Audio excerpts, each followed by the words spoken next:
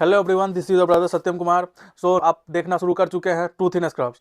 तो आज का टॉपिक यही है कि अपना जो चैप्टर मैंने बताया था कि फिजिक्स में मैं कुछ चैप्टर्स बताने वाला हूँ जिससे आप 108 टू 120 प्लस तक स्कोर कर सकते हो।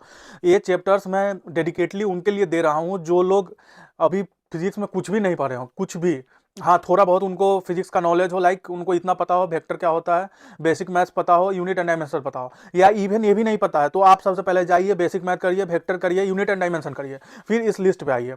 तो चलिए, ये वीडियो मेनली उसके लिए है जो अभी तक फिजिक्स में कुछ नहीं पढ़े हैं। उनको मैं इतना चैप्टर दे के उनको इतना लायक बना दूंगा कि वो लोग 110 टू 120 तक इजीली स्कोर कर सकते हैं।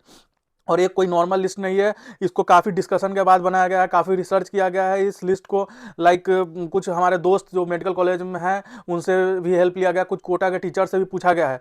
तो आप चलिए शुरू करते हैं इस लिस्ट को अब बिना टाइम वेस्ट किए हुए, क्योंकि काफ़ी लंबा वीडियो हो जाएगा, फिर आपका टाइम वेस्ट होगा क्योंकि एग्जाम एग्जाम टाइम है। तो चलिए शुरू करते हैं। तो सबसे पहला अपना जो हीरो है वो है बेसिक मैथ, तो आपको बेसिक मैथ एकदम अच्छे से कर लेना है। फिर दूसरा unit and dimension. Unit and dimension आपको क्यों करना है? क्योंकि बहुत सारा क्वेश्चन जो कि लेंदी आएगा, उस लेंदी क्वेश्चन को आप यूनिट एंड डायमेंशन से यूनिट उसका देख के आप पता कर सकते हो, ऑप्शन इलिमिनेट करके कि हाँ यूनिट कौन सा ऑप्शन सही है। तो यूनिट एंड डायमेंशन करने का आपको ये फायदा है। तो आप यूनिट एंड डायमेंशन से दो क्वेश्चन तो एटलीस्ट मतलब सोच ही सकते हो कि कर लोगे।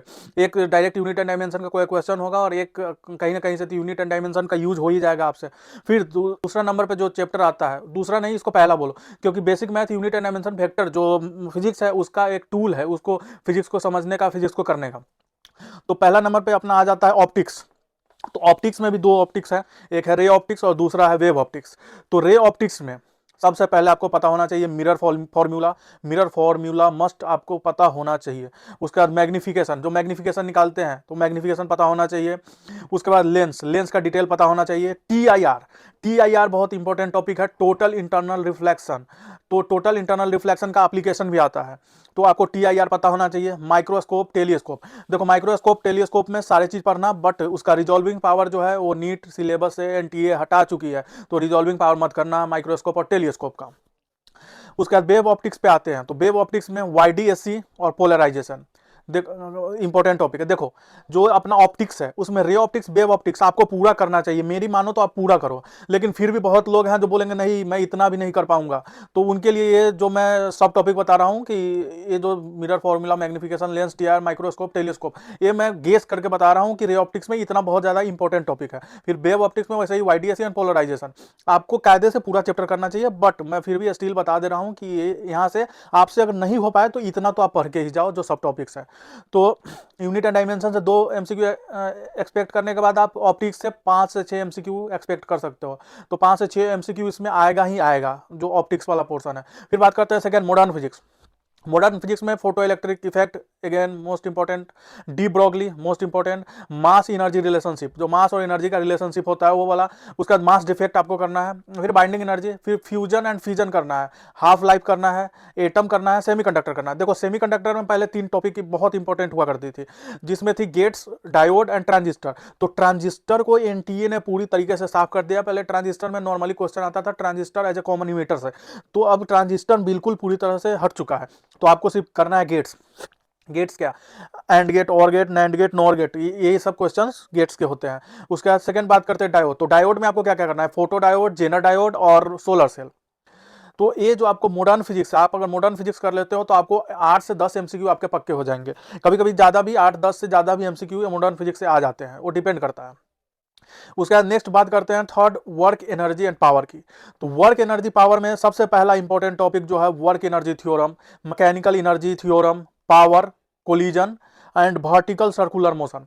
देखो work energy theorem, sorry work energy power आपको पूरा करने का अगर मौका ना मिले तो आप एटलीस्ट वर्क एनर्जी थ्योरम में वर्क एनर्जी पावर में work energy theorem, mechanical energy, power, collision और वर्टिकल सर्कुलर मोशन करके जाओ।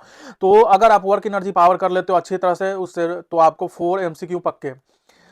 3 एमसीक्यू तो मस्ट आते ही आते हैं, हमेशा आते हैं।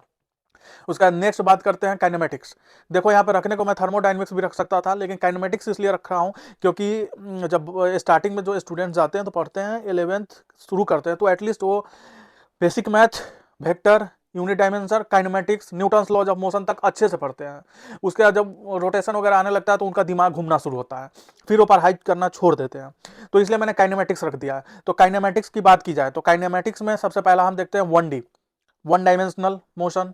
वन डायमेंशनल मोशन में आपको समझ होनी चाहिए डिस्टेंस की, डिस्प्लेसमेंट की। अब भी आपके पास टाइम नहीं है कि डिस्टेंस डिस्प्लेसमेंट को आप बैठ के याद कर रहे हो कि total path length is distance, आपको उसकी समझ होनी चाहिए। तो डिस्टेंस डिस्प्लेसमेंट फर्स्ट इंपॉर्टेंट। फिर स्पीड वेलोसिटी की फील प्लस समझ, एक्सीलरेशन की फील प्लस समझ होनी चाहिए। Motion under gravity, motion under gravity आपको फील होनी चाहिए, उसकी समझ होनी चाहिए, वो कैसे अप्लाई होता है वो अप्लाई करना आना चाहिए, उसमें जो फॉर्मूलाज होते हैं।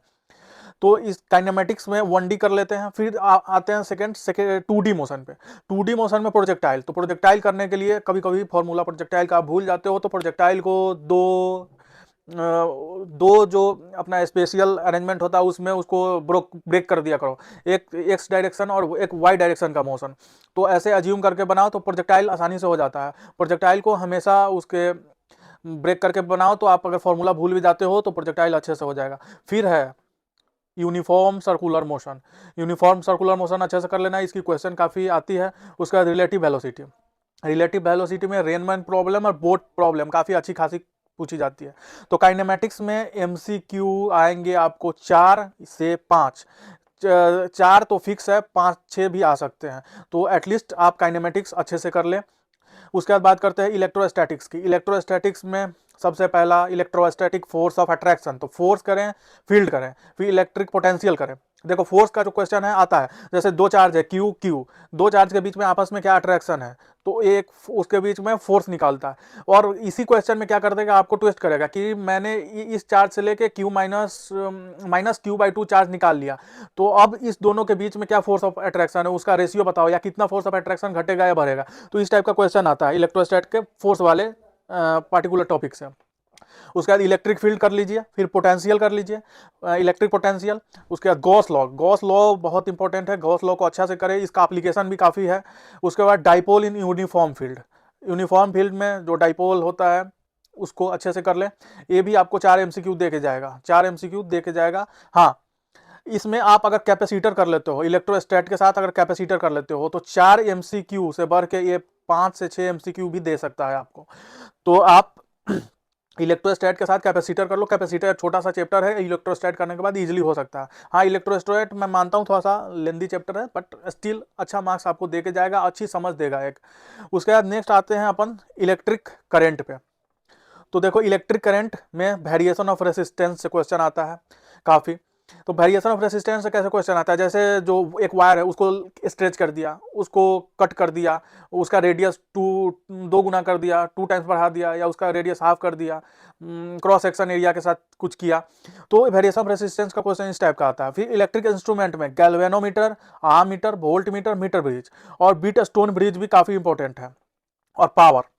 तो लेकिन यहाँ से पोटेंशियोमीटर हटा दिया गया है करंट इलेक्ट्रिसिटी से। नीट एनटीए ने पूरी तरह से बोला है कि पोटेंशियोमीटर पूरी तरह से हट चुका है, तो पोटेंशियोमीटर आपको नहीं पढ़ रहा है। तो करंट इलेक्ट्रिसिटी भी आपको 2 से 4 MCQ दे के जाएगा। अगर आपको स्टील कोई टॉपिक रखना है, जैसे 7वां कोई टॉपिक आपको चाहिए, तो आप थर्मोडाइनमिक्स कर सकते हो।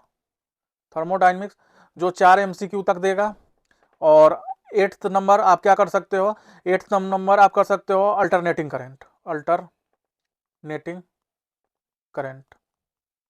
ये भी आपको 3 से 4 MCQ दे के जाएगा। तो आप AC कर लो और थर्मोडाइनमिक्स, अगर आप 7th 8th चैप्टर भी करना चाहते हो तो थर्मोडाइनमिक्स और अल्टरनेटिंग करंट भी कर सकते हो। तो यही है कि जो अपने को करना क्या है, ये जितना चैप्टर है, जैसे कि फर्स्ट पे ऑप्टिक्स है, दूसरा मॉडर्न फिजिक्स है, तीसरा वर्क एनर्जी पावर है, चौथा काइनेमेटिक्स है, पांचवा इलेक्ट्रोस्टैटिक्स है, छठा इलेक्ट्रिक करंट है। इसको आपको पूरी तरह से करना है, अच्छे तरीके से करना है, और इसका MCQ भी लगाना है, प्रीवियस ईयर क्वेश्चन भी लगाना है। एटलीस्ट आपको हर चैप्टर से 100 to 150 तक क्वेश्चन करना है। आप लेवल 1 से level max to max level 1 तक क्वेश्चन करो और PYQ लगा लो, वो मोर देन इनफ है। हाँ, और आप ट्राई करो कि जितना मैंने टॉपिक दिया है, जैसे optics, modern physics, work energy power, kinematics और इलेक्ट्रोस्टैटिक और इलेक्ट्रिक करंट और कैपेसिटर, इसको आप पूरा करने का ट्राई करो। और जो मैं टॉपिक लिखा हूँ सब टॉपिक्स, तो ये इसलिए लिखा हूँ कि मान लो आपको टाइम नहीं मिल पाता है तो आप लास्ट टाइम पे ये सब देख कर जाओ, एटलीस्ट इतना तो आपका रहेगा। तो चलिए आप पढ़ाई करते रहिए, और ये लिस्ट इनफ है आपको 120 तक स्कोर करने के लिए। आप इजीली 120 स्कोर कर सकते हो अगर आप इतने टॉपिक्स को मास्टर कर लेते हो तो। ये इतने टॉपिक्स मोर देन इनफ है। तो चलिए मिलते हैं नेक्स्ट वीडियो में, तब तक के लिए बाय, अपना ख्याल रखिए और पढ़ाई करते रहें।